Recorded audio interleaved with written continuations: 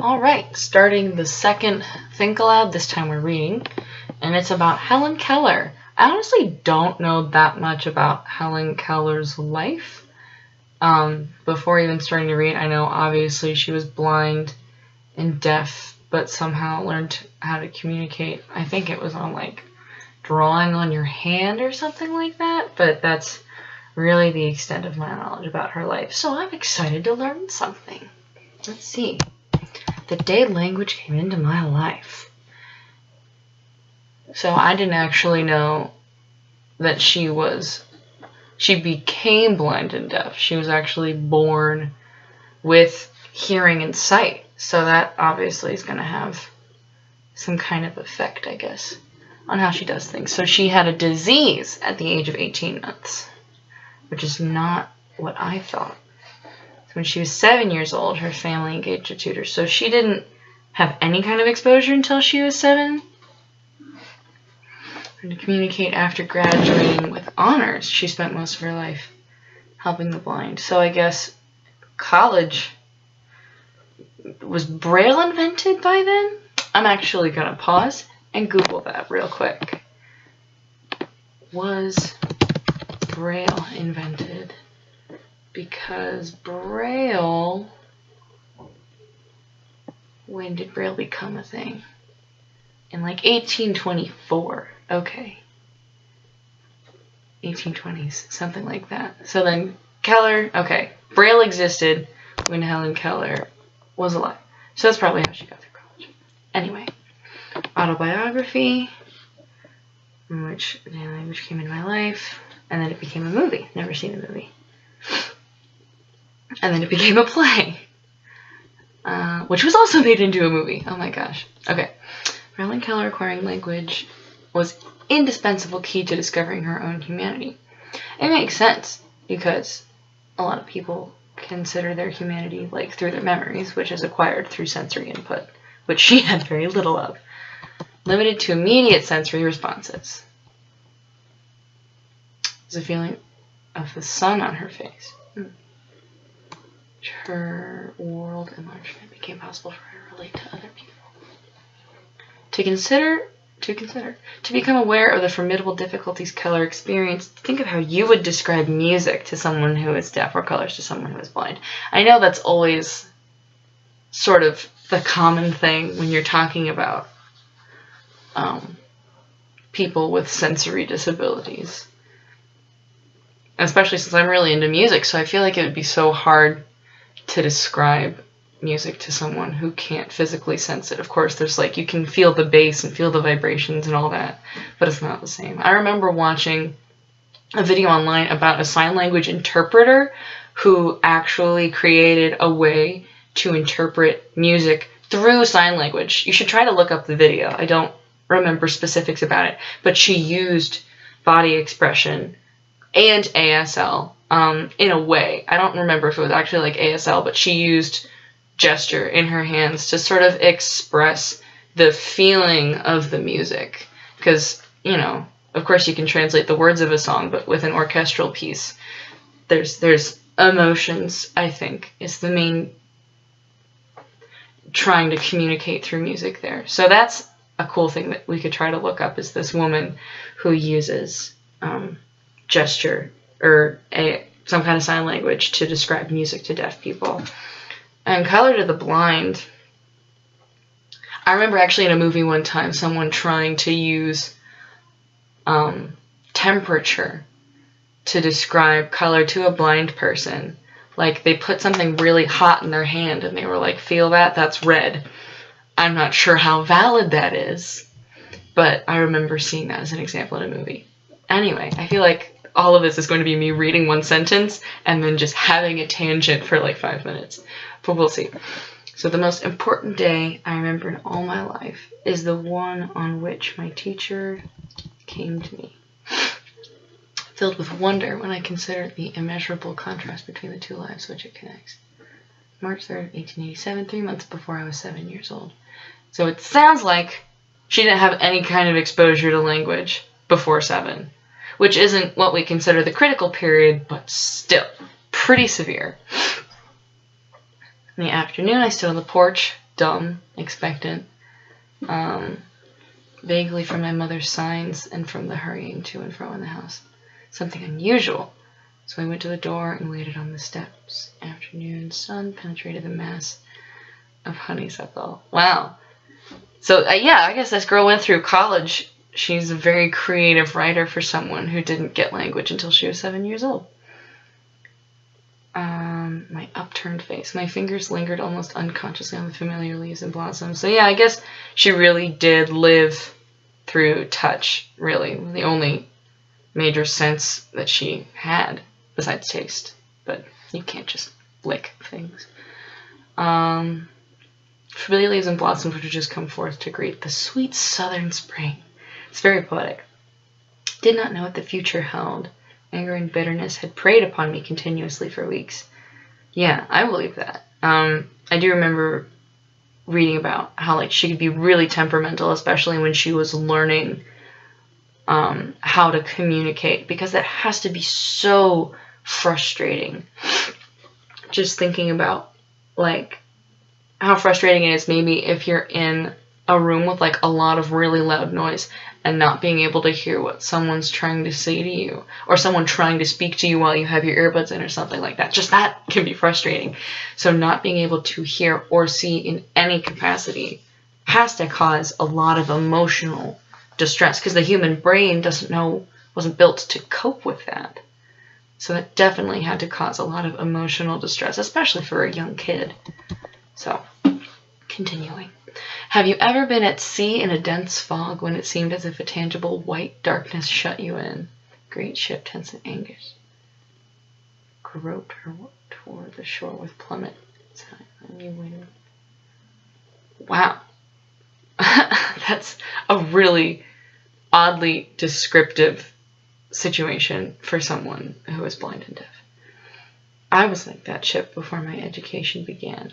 I guess that makes sense, feeling that kind of suppression. Only I was without compass or sounding line and had no way of knowing how near the harbor was. Yeah, makes a lot of sense. Give me light. Aw. The light of love. That's sweet. I stretched out my hand, and I supposed to my love.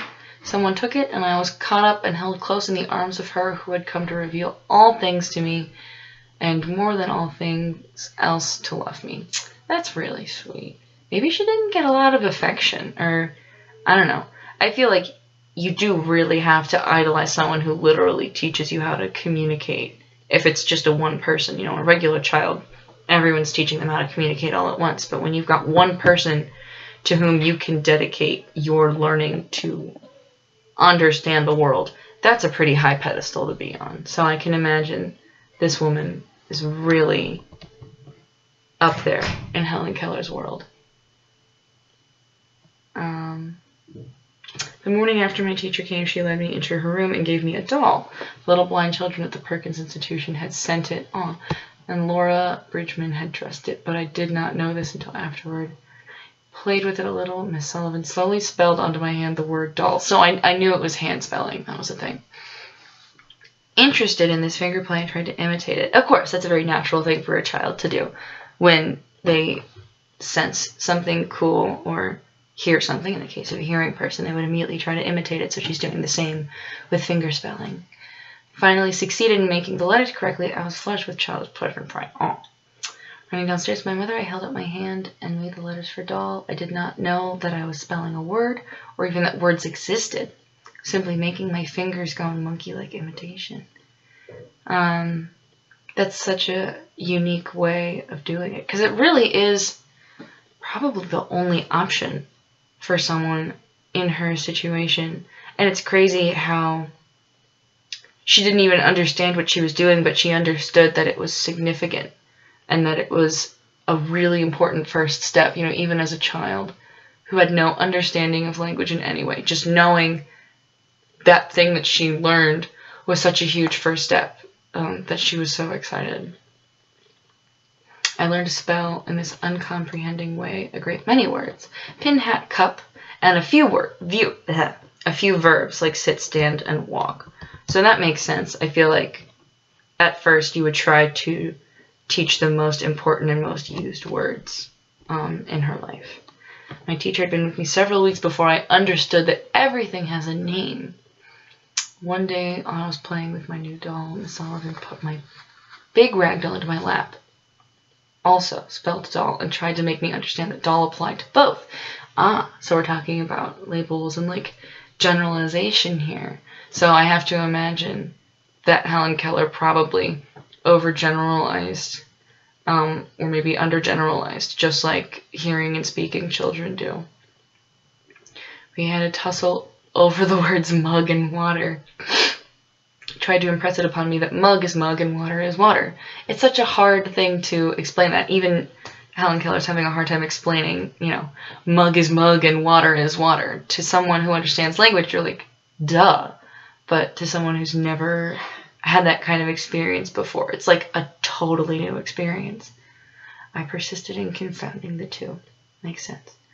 In despair, she had dropped the subject for the time, only to renew it at the first opportunity. I became impatient at her repeated attempts, and seizing the new doll, I dashed it upon the floor. Keenly delighted when I felt the fragments of the... Oh, so it was like a porcelain doll. Ooh. Neither sorrow nor regret followed my passionate outburst. I had not loved the doll. In the still dark world in which I lived, there's no strong sentiment or tenderness. Yeah, I guess, well, I hadn't thought about how she doesn't really have sentiment towards things because she doesn't get to use all of her senses. All she has is feeling this thing. I guess maybe the lack of sensory input hinders the ability to make emotional connections towards physical objects and maybe even people. Because apparently this teacher, Miss Sullivan, did teach her to love. So that could probably be a part of it. Me, the psychology major, is just thinking about the emotional and psychological implications of all of this stuff. So I felt my teacher sweep the fragments to the side of the hearth, and I had a sense of satisfaction that the cause of my discomfort was removed. Wow, so her thing was, I am confused by this stimulus, so I'm just going to get it out of the picture. That's obviously a very childish thing to do, but she was a child.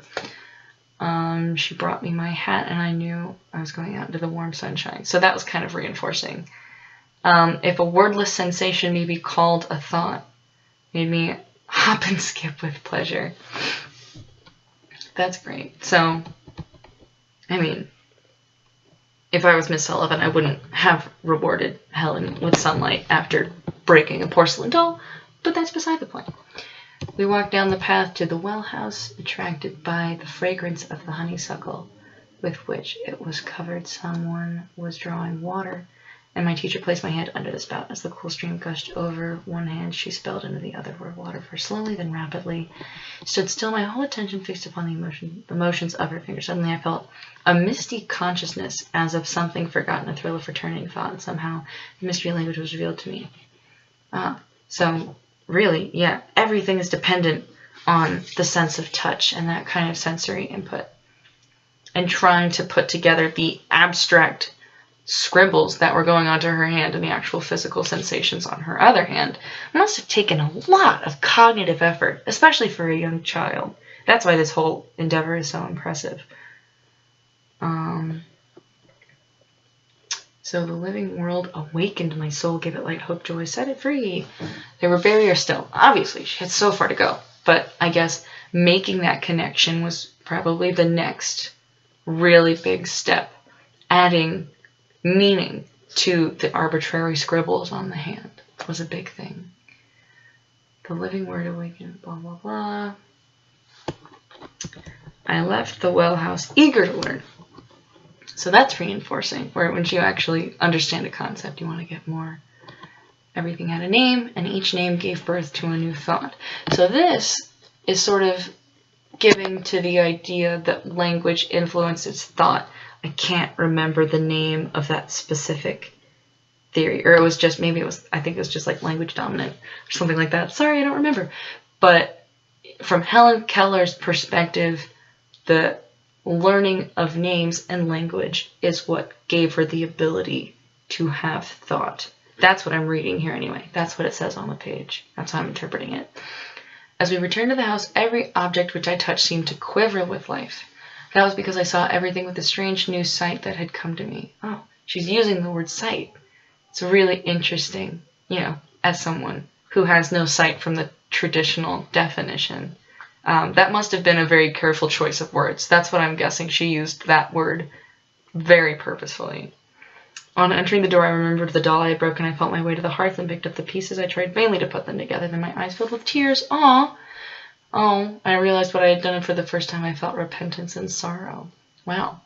So this, I guess this water revelation really made her not just understand, like, you know, things have names, but understanding the concrete, like, nature of the world in a lot of ways. Learning that, I'm sorry about my roommates, learning that her actions have consequences, and all that. Okay, I'm distracted. I'm actually going to pause this and tell them to be quiet.